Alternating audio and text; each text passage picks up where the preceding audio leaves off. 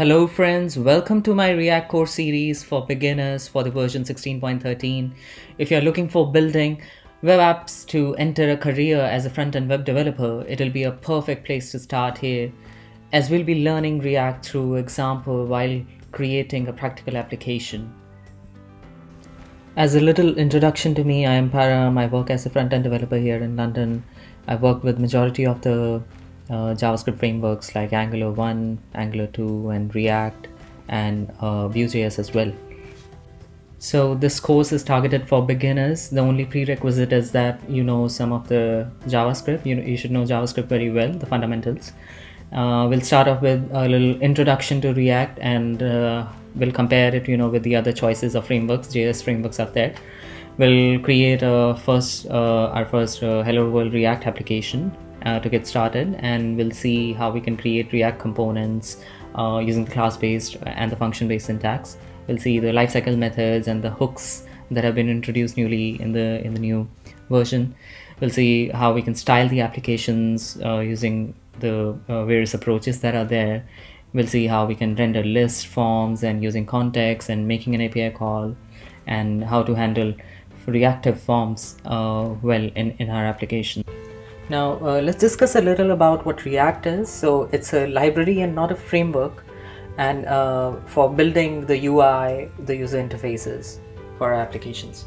So what I mean by that is, so compared to other frameworks like .NET we have, or Angular we have, so those frameworks are really opinionated. Like you don't get much flexibility of choosing the right tools for the right needs.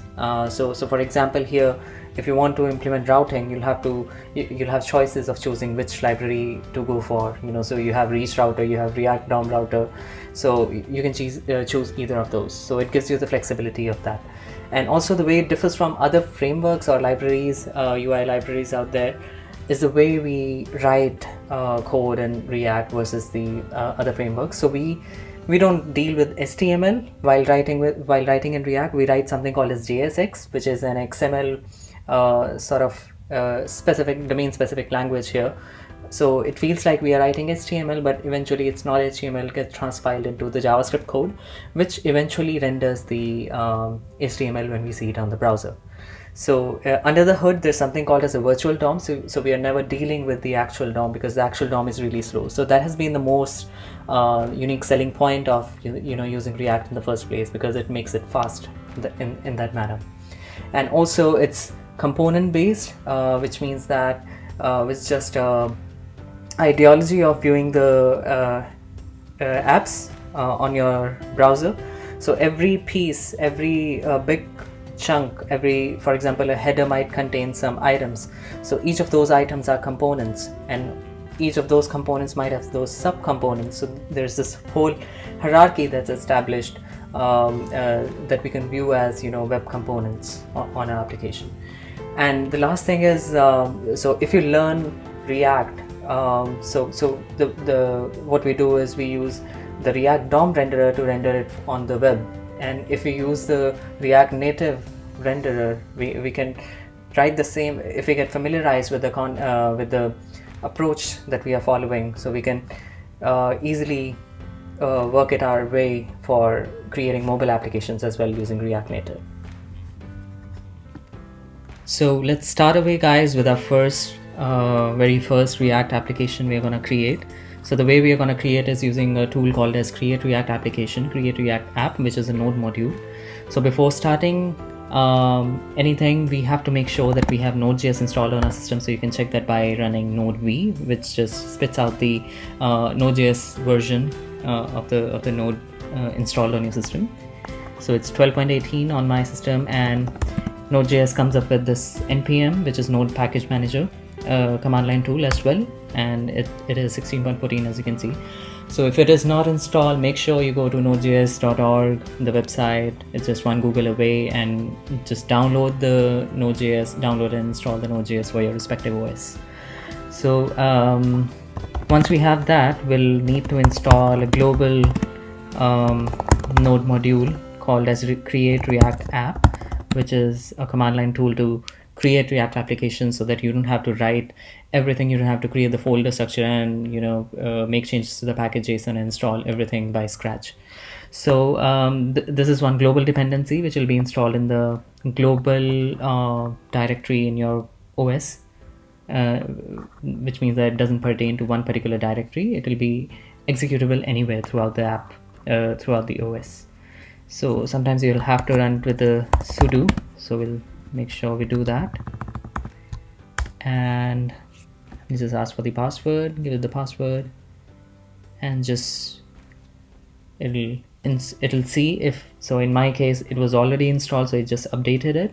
Otherwise it'll just install it in like a minute or so.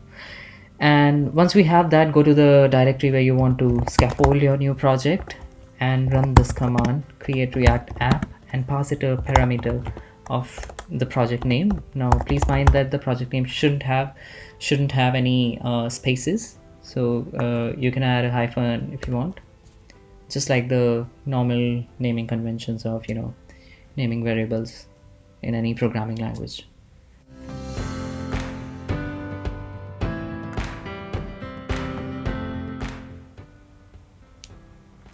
So as you can see, this is installed. So we just now to move to our directory. So I'll do cd hello world, which is the name of the project that I just created, and you can open it into your favorite editor. So I use VS Code. It's open source and really great. So I just ran this command code dot.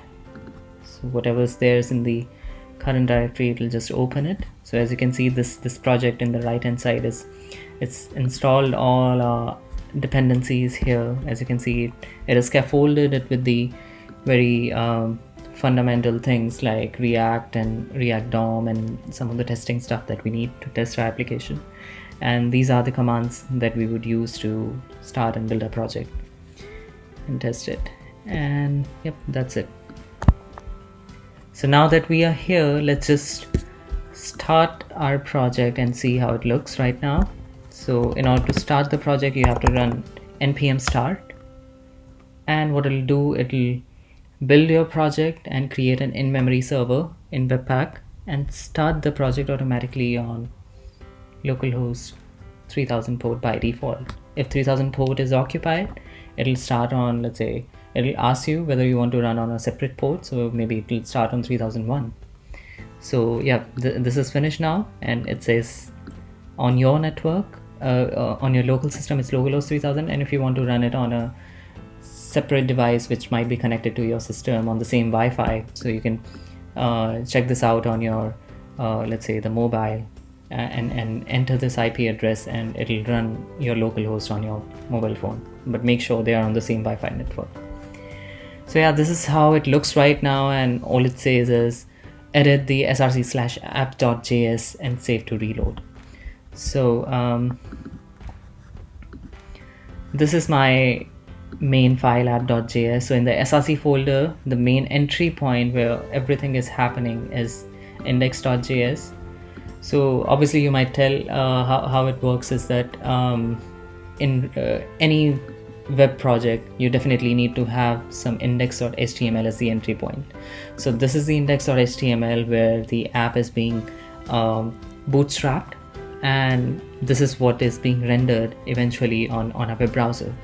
But you need to see that nothing is here. So the HTML, all the body has is this div id root. So this is where the React will mount its stuff. Whatever we'll write in JSX will get transpiled and converted to HTML right inside here. So where's that logic? It's right here in src folder. So we'll have to just deal with this src folder. This is our meat and potatoes of the project. We will spend most of our time working here. And this is the index.js, which is our entry point.